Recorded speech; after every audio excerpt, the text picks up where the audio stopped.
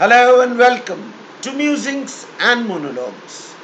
The lockdown period has meant different things for different people. For us, the average middle class metropolitan population, it has provided us a rare opportunity to delve into and explore hitherto unknown aspects of our life and the culture we are consumed by and subsumed in, and hence we have tried to find answers in a postmodernist, post-structural universe about things of significant value. But unfortunately, all of us have missed the opportunity to glance at life in the great beyond, lives lived by the majority of Indians in non-urban, rural environments. We thought that that aspect of culture has been cut off from our existence. It was an integral part of our existence in the 50s when Satyajit Ray emerged as the messiah of a new cultural order and placed India on the international arena with his exploration of rustic life and rustic concerns which had a universal significance through the works in his Apu trilogy, in Teen Kanya, and even as late as Ashani Sanket or The Distant Thunder. In Irani cinema, over the last decade and a half, we have seen notable auteurs exploring such environments. Unfortunately, in India, that environment, it seemed to me, did not exist, as I was a filmmaker making films in Hindi and Bengali media. I had not come across such works of substance because the lives that are portrayed, especially over the last couple of years in Hindi cinema, have been lives of small town people from North India, their foibles and follies that have conditioned us, amused us, and affected us.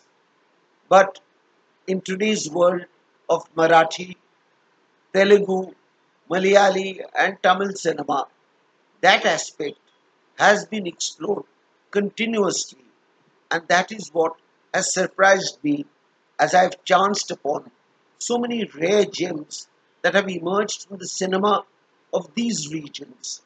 Cinema that is provoking in thought and in substance, cinema both in terms of its form and content that surprise us to this day.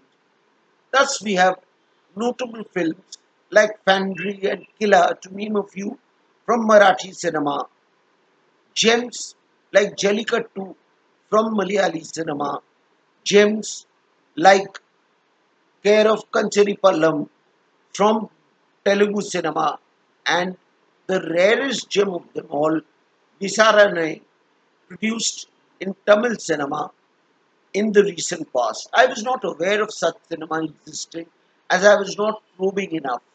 But this has provided me an occasion to look at that cinema, and I want to share my experiences about that cinema with you and would want to urge you into probe into those films which provide a complete different perspective of life as being reflected in commonplace Hindi cinema and Bengali cinema.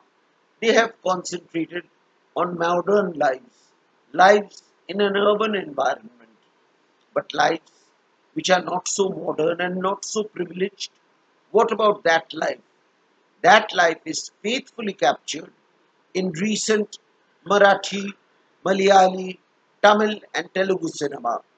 That's why you have rare gems like Killa and Fandry coming from Maharashtra, a gem like Care of Kachari Pallam coming from Andhra, produced by the redoubtable superstar of the South, Rana Daggubati, and the works like Jallikattu, and most importantly, the work that has absolutely ravaged me and taken up a majority of my thoughts over the last few days, Visaranai, produced in Tamil cinema. That has been produced by again another Tamil superstar, Dhanush. Here we come back to the fundamental question. When a superstar from the south has the courage and the gumption to actually produce these gems, which are mini masterpieces in their own right, nothing of that sort has emerged from the Hindi film firmament, where even the eminent producers, star producers, have at best tried to portray different aspects of an urban life. But the life of the not so privileged, the teeming million who stare at us daily in our face, especially more so in this period of the lockdown, the lives of those individuals have been captured so evocatively and so admirably with such mastery over craft and content. That is the cinema which I think should guide us in India to explore hitherto unknown aspects of such existence. That is the cinema I would urge you to see.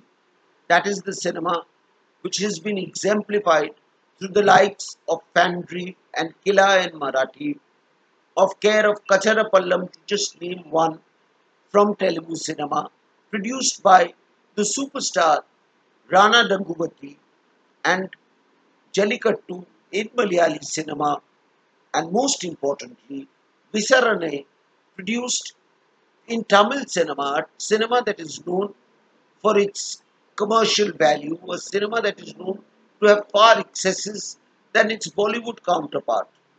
It is very significant to note that a superstar like Dhanush produced a film like Visarane, which completely unnerves us and unsettles us about the lives of the have-nots, of the not so privileged. That is the life we need to explore in our medium in order to create a work of lasting value. That is the cinema I urge you to look at and re-gauge and read out your origins in the comfortable confines of a Hindi or a Bengali environment, an environment that is yet left unexplored by majority of us. We who are a minority, we have been deprived of such a majoritarian overview of circumstance. I hope you will draw parallels from your own lives and find reflections of a greater life and purpose in cinema such as these. I urge you to look at such cinema. I hope you have a wonderful time and a wonderful day ahead.